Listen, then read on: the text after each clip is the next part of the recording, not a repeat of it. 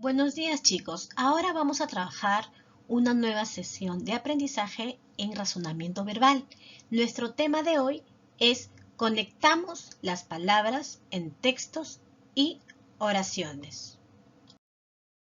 Miren, chicos, en esta diapositiva encontramos un diálogo.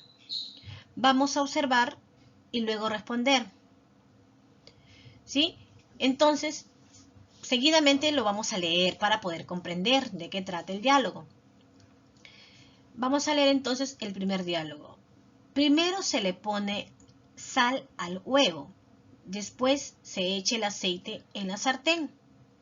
Luego se coloca el huevo en el pan. Y finalmente se fríe el huevo con mucho cuidado. Vamos a ver o leer el siguiente diálogo. Primero se pone un poco de aceite en la sartén. Luego se parte el huevo y se echa sobre el aceite caliente. Después se le pone un poco de sal. Y finalmente se saca el huevo de la sartén y se le coloca dentro del pan. ¡Qué rico!, dice.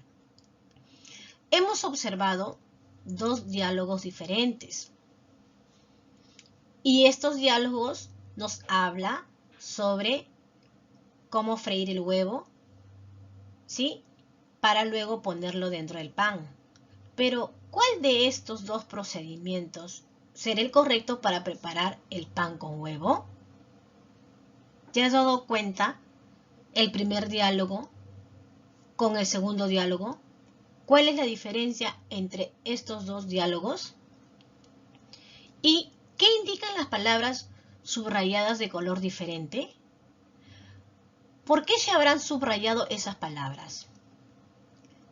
¿Qué indican estas palabras o cómo se llaman estas palabras? Primero, después, finalmente, luego. ¿Qué nos indicará estas palabras? A ver, ¿qué tienes tú pensado? ¿Qué tienes tú en mente de cómo se llamarán estas palabras o qué nos indica estas palabras en un diálogo o en un texto? Chicos, ahora vamos a observar estas oraciones. Luego vamos a leerlas. Tengo mucha hambre, dice. Comeré una rica hamburguesa. ¿Cómo podemos conectar estas dos oraciones? ¿Qué pasa si conectamos estas dos oraciones? A ver, veamos el ejemplo que está más abajo. Tengo mucha hambre. Por eso comeré una rica hamburguesa. Miren, la palabra que hemos utilizado para conectar las dos oraciones es por eso. Al conectarla con esta palabra, hemos enlazado las dos oraciones y tenemos una sola oración. ¿Qué dice? Tengo mucha hambre, por eso comeré una rica hamburguesa. ¿Se entiende, verdad? Entonces, niños, ¿cómo se llama el conector que hemos utilizado para enlazar la oración? Esa palabra que hemos utilizado se llama conector, dice, ¿sí? Pero tiene un nombre. Entonces, vamos ahora a averiguar de qué tratan o cómo se llaman estos conectores, ¿sí? Vamos a ver en la siguiente diapositiva. Chicos, ahora vamos a informarnos sobre qué son los conectores y qué tipos de conectores existen. Los conectores son palabras o expresiones que usamos para enlazar ideas.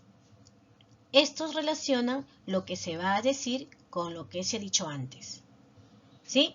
Entonces ahora vamos a ver cuáles son los tipos de conectores.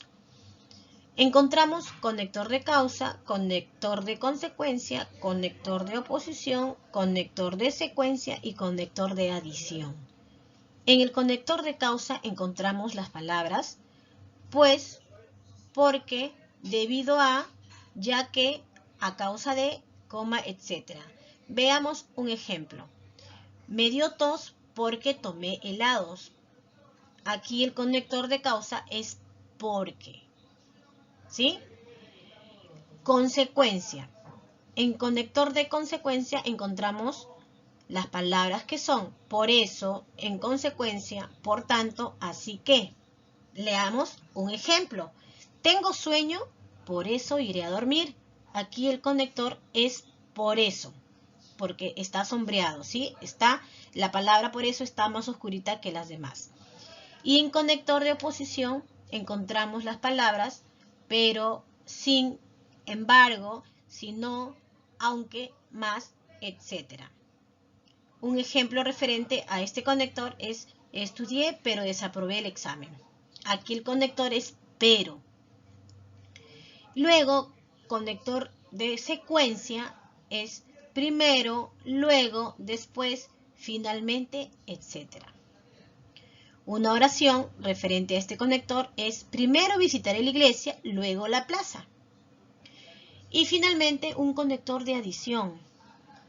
Son los que dan la idea de adición o agregado. Como por ejemplo tenemos las palabras que se utilizan y también, además, más, aún.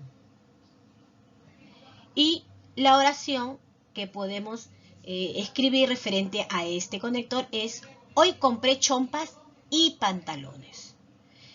Si te das cuenta, cada conector tiene sus palabras, el cual identifica el tipo de conector, ¿sí? Y las oraciones que observamos ahí, sus conectores están sombreados, están de color negrito, más oscurito que las otras palabras, ¿sí? Entonces aquí ya nos hemos informado cuáles son los tipos de conectores y qué es un conector. Bien, entonces ahora sí nos vamos a nuestra actividad.